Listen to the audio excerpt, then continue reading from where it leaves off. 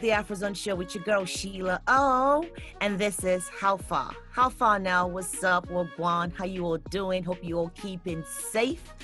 My guest today is a Grammy Award winner, a singer, rapper, record producer. His singles Get Busy, Temperature, top the charts in the United States, and most of his albums have been nominated for the Grammy's Best Reggae Album, with Dirty Rock winning the award. He has also been featured in many other singles, including chart toppers like Baby Boy by Beyonce, What About Us by The Saturdays, Rockabye by the Clean Bandits, and Cheap Thrills by Sia. The song with Sia became an international hit, reaching #1 in more than 15 countries, including the United States, Canada, France, Germany, Italy, Spain, Sweden. I could go on. He made a cameo appearance in the 1998 film Belly, on stage performing. He made a successful collaboration with DMX and Mr. Vegas, Top Shotter, soundtrack of the film. I could go on forever naming his accolades. John Paul. Yo, what's up, dancehall king. How far? Hey, I'm good. Wagwan. I'm good. Thank you for the accolades, man. Thank you for listing out all those boring details. Nah, it's well deserved. Thank you. First and foremost, welcome to the only Afrobeat show on the national US dial that's also nationally syndicated. This is the only Afrobeat show on terrestrial dial in the US, and it's also on television in 50 African countries on HIPTV. So thank you. That is greatness, man. Congrats. It shouldn't have taken so long for this to happen. So congrats to you guys, man. Appreciate you. Big things for the genre and big, just a big look for the whole continent and the culture in general, Something that feels overlooked worldwide, man. But yes, it is. Yeah. But Sean, thank you so much for blessing us with all the hits. Okay, you started music quite young. I know you used to play water polo. You're from a swimming family, all swimmers. When did you start making music, Sean? I started making music. I was about 15 to 17 when I got a little keyboard similar to this. So it had a little drum section. I would build over rhythms, and after a while, I started to just think that I could write the rhymes. You know what I mean? Mm-hmm. So about age 21 is when I started to turn more into the artist, and during those periods of time, it was like still swimming a lot, but then starting to kind of gravitate more and more towards music. Yeah. Do you still swim, Sean? Do you still swim professionally? Yeah, not in any competitions, but I do play with the water polo team. The national team allows me to train with them. We haven't trained since February, which is upsetting. I've been training by myself without them. Right. But I'm dying to get back in the pool with them, but due to social distancing and all that, so I just got to train by myself for now. But yeah, I still try to keep fit. You know what I mean? That's what's up. You once beat Serena Williams playing tennis. How was that victory like for you? Well, it was very, very awesome until I heard that she was pregnant. I didn't. That was why. Oh, she was taking it easy on me. But honestly, it was only a warm-up session. So she graciously allowed me to. She was actually on vacay and she was just hitting. So she allowed me to hit, and that's something I picked up. In the past 10 years, I played for about 6 years straight. I haven't played in about 2 years now because I've been back with the water polo and swimming. That's what's up. Sean, back to the music. There was a time that dancehall was always on the US charts. Yeah. But it's not like that anymore. What do you think happened? I just think that, our genre got bigger, and it's an important thing to realize that there are more players in the game achieving more right now than ever before. So even though we may not be on a chart or we may not be recognized as the big hit music right now again, there's some of us that push through, like, myself, Charlie Blacks, Beenie Man and Bounty Killer, mash up the verses thing the other day. Yeah. Our culture is very strong now. I wanted to big up Afrobeat, or no, just the whole African culture, because our music is heavily influenced by sounds that come from African drums and Indian culture as well. So just the East, you know, and we have to big up the whole continent and the culture for that. We took it in a direction that has now kind of influenced what a lot of other people is doing, such as what you call reggaeton. Soca music is kind of having certain vibes where, you know, some of the artists like Bunji Garlin is kind of spitting and he's more DJing like a dancehall artist or influence that you would have from the dancehall culture. People, even like what's happening in Afrobeat. And big up to everybody in the culture and in the genre, but you know, I just want to say that I think we have both influenced each other. You guys have influenced us with sound over the years, and because of the culture, we've been apart for many years, but the culture has kept us together. That's right. And that's something that's just a beautiful thing to me, because where we were influenced by the sounds and started putting it in our music and playing it in a certain way and singing songs in a certain way, now that's kind of come full circle, and Afrobeat is kind of being influenced by that. Like, look at Pata Rankin and look at people like, Stonebwoy. Mm-hmm. Yeah. So those are more of the kind of DJ aspect or more dancehall-ish sounding Afrobeat to me. Yeah. I don't even know if you call those guys more Afrobeat or not, but we call them Afro-Caribbean, Afro dancehall. Okay. Well, to me, it's like the same. All the genres I just spoke about, reggaeton to what's happening in soca. There's a thing called Zestin music where they're actually spitting on dancehall tracks and they're producing jugglings too, which is like rhythm tracks with about 4 or more songs on it. So our culture has helped to grow all of these, and then full circle, we have to give the respect because all of these cultures helped us too with sound. You know what I mean? Yeah. Even in the Caribbean, we were influenced by rumba and by salsa type of stuff in the English-speaking Caribbean, even though we didn't play it that much. Yeah. And that come from Cuba and, you know, Panama and Costa Rica and Venezuela and all this kind of stuff. So again, very Afrocentric, and all of these musics that I keep mentioning right now has been something that I just think has been heavily overlooked, and maybe it's because, you know, the States has been how it has been in terms of the big conglomerates and the you know, pushing what's on their just agenda, whether it be business wise or whatever. Yeah. And so sometimes not all of this Afrocentric culture does come out, and they have been, you know, America has been like one of the big powerhouses in terms of marketing. So now that you guys have channels like this, that's kind of amazing to me, to kind of just help to reinforce the whole culture in itself, the whole Afro-Caribbean and Afrocentric music style that's been permeating through pop music. It's been coming through all type of different genres, and from, you know, hip hop to even rock music has used something from these types of musics. So that's right.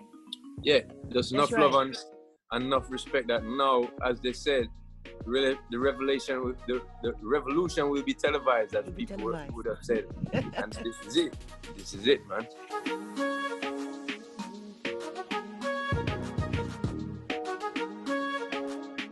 Hey guys, it's your girl, Sheila O, aka African Royalty.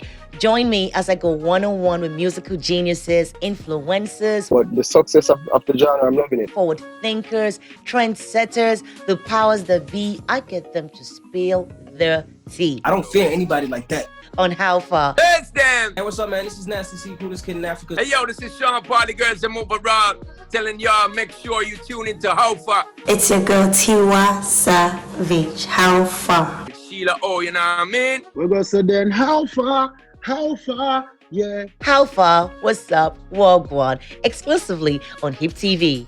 I'll see you soon. Africa, make them know that dirty.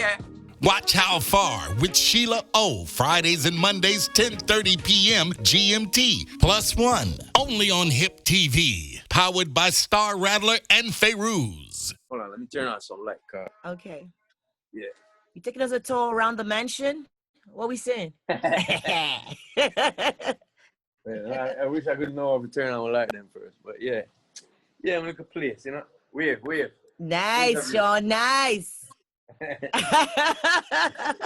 Nice. Sean, as a pioneer, how do you feel about this new wave of dancehall music coming from likes of Steph London, Shensia, Kofi? How you feel about that? Love it. I've always supported the ladies in my field, in the genre. And being that the genre has expanded and become more than just what it is. You know what I mean? Yeah. Like when you describe Steph London, it's like hip hop, it's like dancehall, it's all of that. All that. You know, R&B mixed up together. So also with Shensia and what's happening with Coffee, amazing to me. I've believed in Shensia for quite a few years now. I still believe in her talent.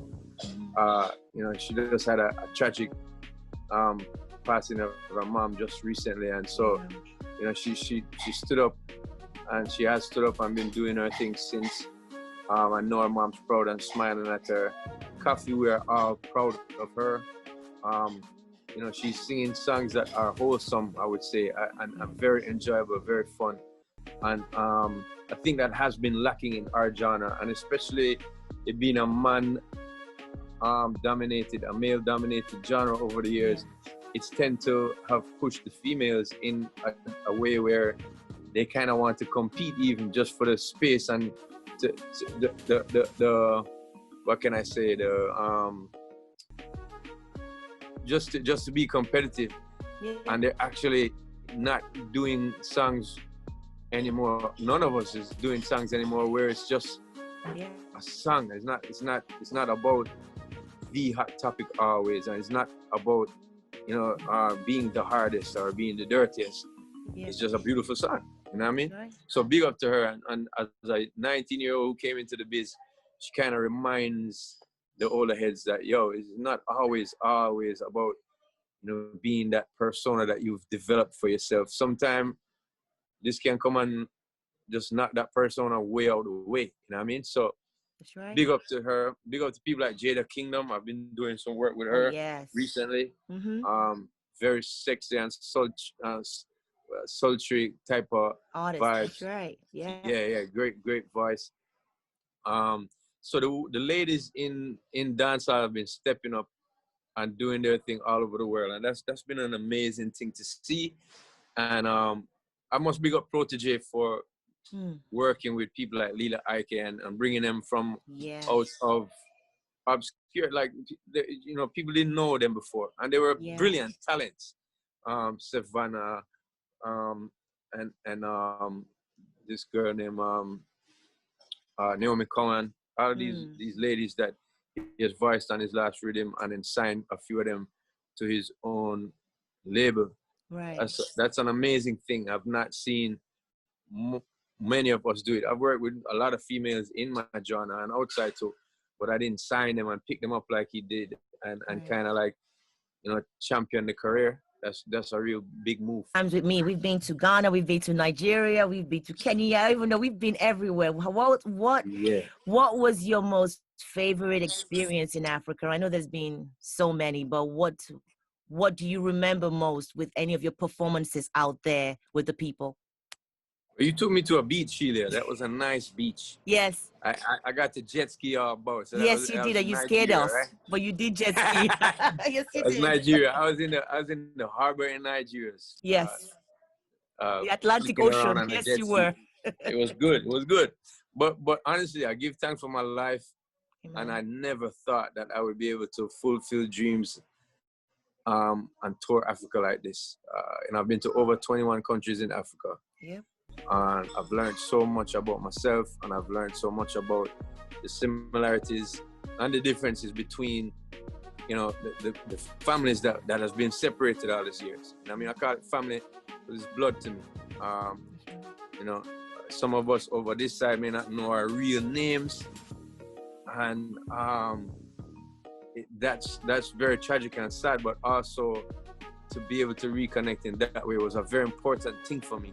Yeah. You know, seeing so much similarities in the food, the people, how we spoke to each other, and understanding where kind of the Caribbean comes from. That's right. It's been very eye-opening. And so, you know, every country has given me something to remember. That's right. Every trip in that respect, because I've more been to Western countries throughout my life and throughout my tours, and to see and feel that, eat the food and listen to the music. I remember being in Cameroon where these kids was flipping these two little bars tied with a string. They had it in their hands and they were making a rhythm with it, and it sounded so much. It just was dancehall to me. It was it was like, wow. So I was like, yo, that's where it come from. You know what I mean? Yeah.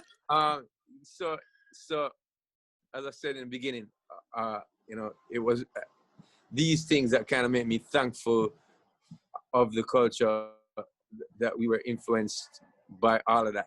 You know what I mean? However it came, no TV, no internet, no newspaper, no none of that back in the day. It was just people longing to be back at their, like, feeling more at home. And so making music kind of brings you back there. That's right. You know, it shows me that music is here and home is also here in the head and in the heart. It's a soul thing, it's a spirit thing, as I said before. So big up Africa and big up you, Sheila, for carrying me so much times and thank you. And yeah, just the whole link. The last time I was in Africa was actually in February, right before all of this lockdown. And I was freaking out because I was like, I want to go home because this stuff was coming. You know. But yeah, I did a show there, which was some British show. But again, we took time to you know, just go and have a very good meal, and just kind of like do some cultural things and go to the market and check out the place. You know what I mean? That's what's up. Sean, it's time for Talk the Talk. In America right now, there's this Black Lives Matter issue in America.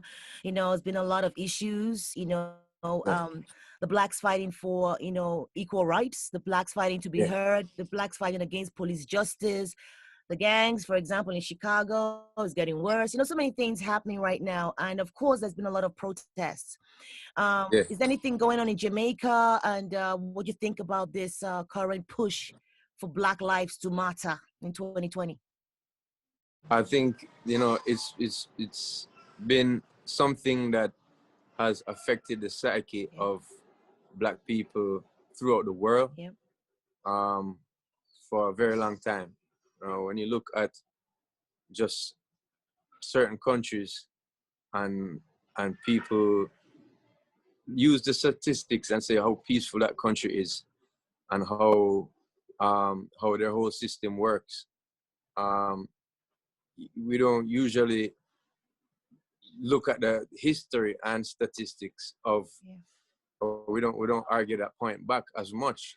I think it's not paid attention to how much on the backs of African people that took place in order for them to have this beautiful society right now. You know, so it's kind of like a spoiled child to me. You know, like I worked hard, I was disciplined, I became who I am.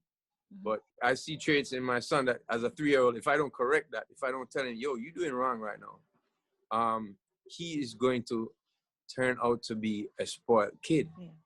And being a spoiled kid turns a spoiled adult, and to the feeling of entitlement, leads to the feeling of entitlement, where he probably would be like, oh, my dad's rich, you know what I mean? So I'm supposed to get a big car when I'm 18. I'm gonna beat that out of him. You know what I'm saying? I'm gonna let him know I worked hard for mine. So, that's right. So I think that the problem with sometimes where people, you know, strive and make what do you call it? Make way for themselves in life. Sometimes they don't have enough time to tell their kids that you know, this is not always this is not how real life is. You know what I mean? Yeah, so this is I not think, the real world. You're just privileged. Yes, I think Western, and I think especially as they say white privilege in this whole Black Lives Matter scenario where people keep bringing up now is that privilege is a spoiled child thing, and people need to grow up. People need to grow up morally, ethically, and think about think about the same things that has been taught with almost every religion. Do unto others as you would like them do unto you. That's almost one of them that's almost fundamental through many religions. Yeah. Like the way how you say it is maybe different, but it's the yin and the yang. Mm-hmm. It's about balance. Yeah. You have to consider others. So I don't think that a society that calls itself, oh, this is the greatest society in the world, and we rule the world, has said to their kids enough. We fought a lot for this, and it's not a play thing, and we don't want to do what happened to us to other people. We want what happened to us in terms of the positive things to be able to happen to other people, but when it happens on other people's backs, without any proper compensation, without any form of remembering your acknowledgement and remembering your humanity. Yeah. It's almost, as I said, evil. You know what I mean? It's an evil thing to think like that. Totally agree with you. I'm happy that I grew up in Jamaica, where people like Muta Baruka. I don't know if you know Muta Baruka, but he's a poet. Muta Baruka? Muta Baruka is a dub poet in Jamaica. And really? He's a dub poet, which is someone who rhymes and tracks it, not so much as DJing, but he does poetry and tracks, but they were always political and always conscious. Very conscious. And then he got a radio show on TV, on the radio, sorry, and a very big station out here. And he's had that show since, I would say, the early 90s, and it has, for my generation and even for me, just opened my consciousness about just everything like this. So I've been someone who has known this, and a lot of Jamaicans too. We are students of people like Marcus Garvey, who was the first Black man on the Western Hemisphere to be, start his own printing press and be so vocal about the treatment of Black people. Yep. But I kind of lose my train of thought when I was talking about Marcus Garvey, because what I wanted to say about all of that is that even though many Jamaican people have been conscious through people like Muta Baruka, which I hope everyone on the show goes and checks out. Oh, yes. The show is on IRA FM. It's called The Cutting Edge, and it talks many different topics. Sometimes people saying paranoids, whatever, but I like to think critical, and I like to hear different sides of the story so I can try to get the full picture. The sad thing is that a lot of Jamaicans still don't pre that. And where I've seen, just the other day, there was a Black Lives Matter thing that happened big. There was a lot of marches again, and people in Jamaica went and marched. But there's so much atrocities that we commit on our own people here in Jamaica. And we don't march for it, and we don't voice our opinions for it. There's many reasons for it. I think one of those reasons is because we're a small island, and it's kind of like, even though people are here that don't really care, it's kind of like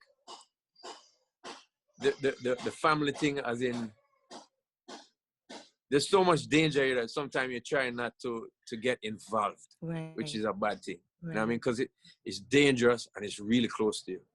So if you get involved, you may be hurt. Right. Involved is a thing where, we have a culture which we speak on. We say informating is wrong. And so if you don't tell the truth though, then certain things can't get solved or things won't change. So I wanted to say that, yeah, I wanted to say that about my own culture, Jamaica. We're very conscious people, very artistic people, but creative, but also we're very tormented. There's so much things that our young kids gravitate towards much more easily than the good things in life, or the things that can make you have a good, wholesome, and long life. And the reason being, it has a lot to do with politics, but over the years, it has a lot to do with poverty over the years. And so I hope that we can look to the past with the knowledge that we have from people like Marcus Garvey, and the spirit of people like Bob Marley. That's right. And kind of remember ourselves, because we help to wake up the world. We have to wake up people in apartheid system. When you are sitting in apartheid system and listening to these songs that Jamaicans is making and saying, these guys way over there making this song for me, that must have felt good to them, and must have given them some form of strength. So I wish that we would remember that about our culture and become helpful more with our words, because the pen is mighty and the sword every time, because you can take murderer, you can kill me today, but you cannot kill me tomorrow. That's right. The great words of Buju Banton, you know what I mean? That's right, Sean. Thank you so much for all that wisdom. Really, really appreciate that, Sean.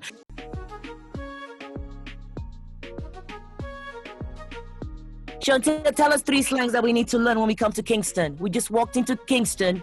We need to know 3 survival slangs to survive Kingston. What do we have to learn? I know if I can tell you, you know Wagwan already, right? So I know Wagwan. What's up? How far? Yeah. Now, one of the more recent sayings is strips. I don't know where it come from or why, but it's like, the strips. So it's like, the deal. You understand? The strips, the deal. Yes, I don't know why the strips is just a new thing. But so even when you want to know the strips, you can say, yo, so the strips, Wagwan, what's the deal? You know what I mean? Okay. So that's a new one. In the past, I'd say probably 3-4 years, I don't know where it come from, but strips is the thing. Zine. And zine is one that means that you have seen what I'm saying, or do you understand? You seen? Yeah, zine. So I was thinking about one this morning that some people say, like that it's kind of. Tell me why. So like you're trying to explain something, see? And somebody asks you a question, and you say, "That's why." It's hard to explain. Yeah. Tell me. Put it in a sentence. Yeah, I can't even think of it right now. You can't even think of it right now. All right, so even this one, Mida. Now, Mida. No. No, Mida is different from Mida. Okay. Mida is I would have. Oh. So me woulda. Mida. Yeah, Mida come over there still. I would come over there. Right. You know what I mean? Mida. So yeah, Mida think about you, Sheila. Wow. Yeah, so Mida, it can be me dida. Me dida. Like I was thinking about you. Or I was going to, Mida. Yeah, Mida think about you. That's what's up. Or Mida go come check you. I was gonna come and check you. Right. Or I was thinking about you. Right. Mida. That's what's up. It's kind of a couple words stuck into one, but again, it's not something that it's not something that anybody taught or learned, and it wasn't something I was saying as a kid. It's just over the years, I hear people saying it more, and I understand what it means immediately. Mida do this, I would have gone and done this. Right. Yeah. It's all those words in one word. That's what's up. Sean, thank you so much for stopping by and letting us chop it up with you on How Far. Thank you so much for everything you've done for the industry and still to do for the industry. Much love and respect. forever. I appreciate you, Sheila, and I'm looking forward to when it's free up, so I can come back over your side and do some damage to the negative thing them and build up the positive something them over there. See? Thank you so much, Sean. I really appreciate that. Thanks, Sean. Thank you. Salute to everybody. Salute. Bless them. Hey, yo, this is Sean Party Girls and Move Around, telling y'all make sure you tune into How Far with Sheila O, you know what I mean? Africa, make them know that dirty. Afrozone presents the U.S. Weekly Afrobeats Top 10 Charts.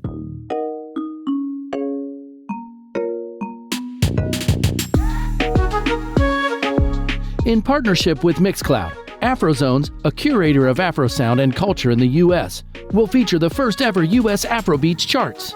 This chart is based on algorithms and data from BDSN Nelson tracking of U.S. radio spins and digital streams from all digital sources in the U.S. Apple Music, Spotify, Tidal, etc. Chart to be tracked weekly from Friday to Thursday for sales. Streaming and radio airplay in order to conform to global release date, which now falls on Fridays in all major market territories. Chart to be released every Monday. It's Afrobeats to the world. Yo, what's the deal? It's Ronnie, Bobby, Ricky, and Mike. The homeboy T-Pain right here. aka the hot girl coach. Hey, yo, this is Sean Party Girls and Move Around, telling y'all make sure you tune into How Far. We're our host. Sheila O, baby. We love you. Can't wait to see you. Sheila O, that's where Wyclef Jean feels home. Lord knows, hey, Sheila was good. Hey guys, it's your girl, Sheila O, aka African Royalty. Join me as I go one-on-one with musical geniuses, influencers, but the success of the genre, I'm loving it. Forward thinkers, trendsetters, the powers that be. I get them to spill their tea. I don't fear anybody like that. On How Far. It's them. Hey, what's up, man? This is Nasty C, coolest kid in Africa. Hey, yo, this is Sean Party Girls and Move Around, telling y'all make sure you tune into How Far. It's your girl Tiwa Savage. How far? With Sheila O, you know what I mean? We're gonna say then how far, yeah. How Far, what's up, Wagwan, exclusively on HIPTV. I'll see you soon. Africa, make them know that dirty. Watch How Far with Sheila O. Fridays and Mondays, 10:30 p.m. GMT. +1. Only on HIPTV. Powered by Star Rattler and Feiruz.